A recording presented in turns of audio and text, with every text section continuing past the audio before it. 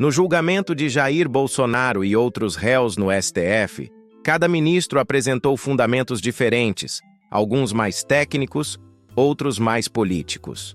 Vamos resumir, de forma simples e objetiva, os principais pontos levantados por cada um deles. O primeiro a votar foi o ministro Alexandre de Moraes, o relator. Voto pela condenação de todos os réus nos crimes imputados. Moraes argumentou que há um plano coordenado, trama golpista, iniciado já antes das eleições, com ações que buscavam minar o sistema eleitoral, manipular forças armadas e instituições, culminando nos ataques de 8 de janeiro. Ele entendeu que os réus tinham atuação, responsabilidade e provas suficientes para cada crime: tentativa de golpe de Estado, tentativa de abolição violenta do Estado Democrático de Direito, organização criminosa armada, dano qualificado e deterioração do patrimônio tombado. O ministro Luiz Roberto Barroso seguiu o relator, voto pela condenação, para os réus. Ele concordou com as provas apresentadas pela PGR, que mostraram ações coordenadas, hierarquia e participação ativa dos acusados no plano. Barroso enfatizou a gravidade institucional do que foi apurado. Já o ministro Luiz Fux, voto dissidente pela absolvição de Bolsonaro e maioria dos réus, mas condenou Mauro Cid e Walter Braga Neto apenas por tentativa de abolição violenta do Estado Democrático de Direito. Principais argumentos de Fux: incompetência do STF para julgar, porque os acusados nominais não ocupavam cargos com foro privilegiado no momento. Que o processo deveria ter sido analisado pelo plenário do STF, não apenas pela primeira turma.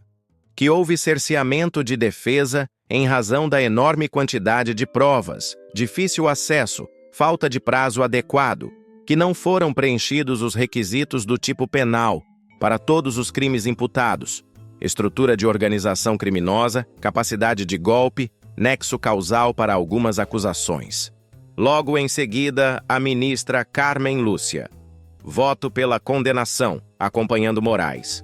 Ela destacou a gravidade institucional dos fatos, a existência de evidências de planejamento, execução e objetivos claros de minar a democracia.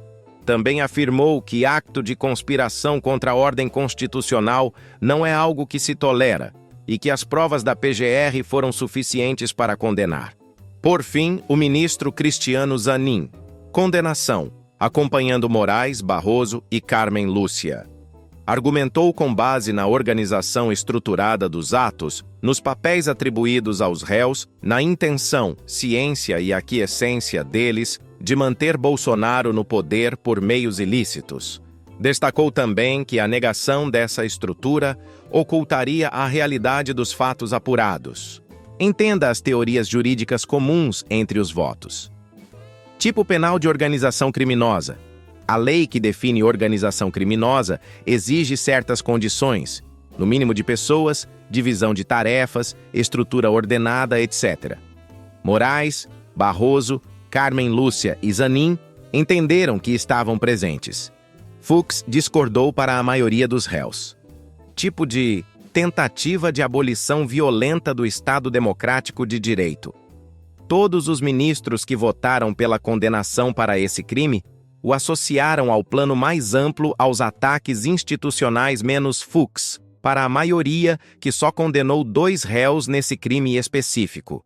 Princípio da ampla defesa, direito constitucional ao processo justo.